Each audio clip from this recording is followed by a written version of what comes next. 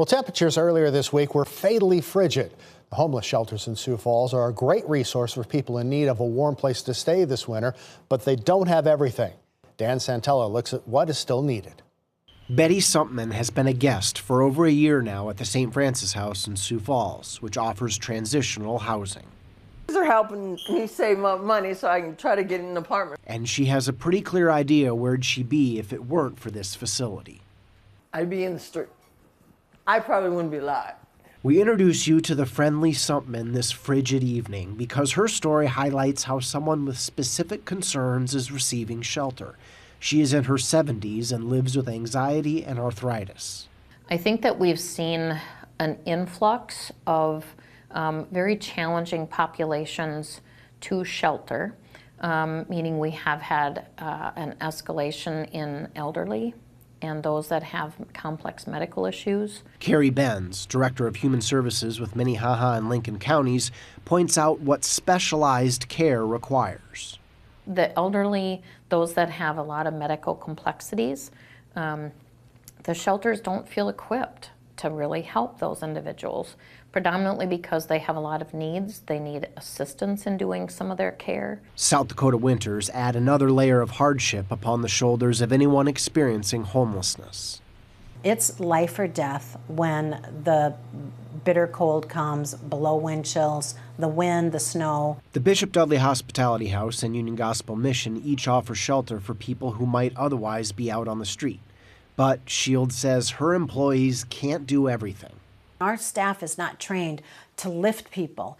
If people can't use the restroom on their own, if they can't get into bed and out of bed on their own, if they can't walk to the banquet to get a meal, they can't stay here. We do not serve 3 meals a day. And so we have our own limitations. We are a temporary emergency homeless shelter that shelters people overnight and provides a lunch. We have access to other resources such as laundry and case management and technology like computers and telephones. But we are just to bridge a quick gap and to try to get them to people who can really help them. Shields says Sioux Falls needs specialized care for someone battling homelessness. We need alternatives for people who are mentally ill and chronically addicted. They're the ones who are taking up the beds in the shelter. Bishop Dudley House accepts people who are under the influence and accepts people who are mentally ill.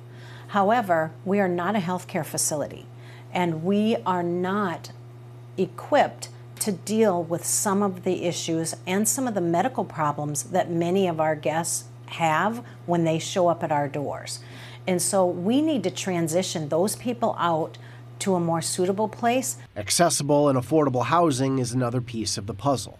We don't need another shelter. What we need is getting more people that want to get into housing and get into a better situation. We need a place for those people to go. We do need transitional and supportive housing, and then we need long-term permanent housing. Shields highlights this specialized resource along Minnesota Avenue.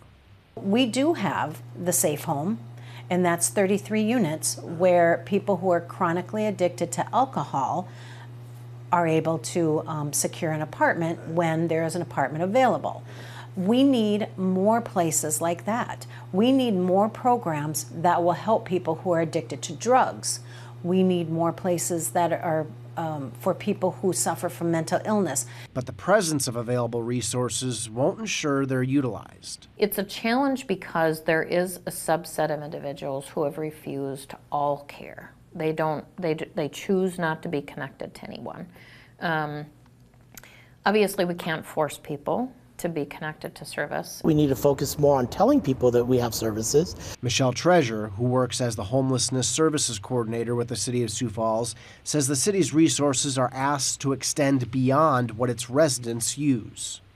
We know and we have data to support that not everyone that you see utilizing our emergency shelters are from Sioux Falls or even from South Dakota.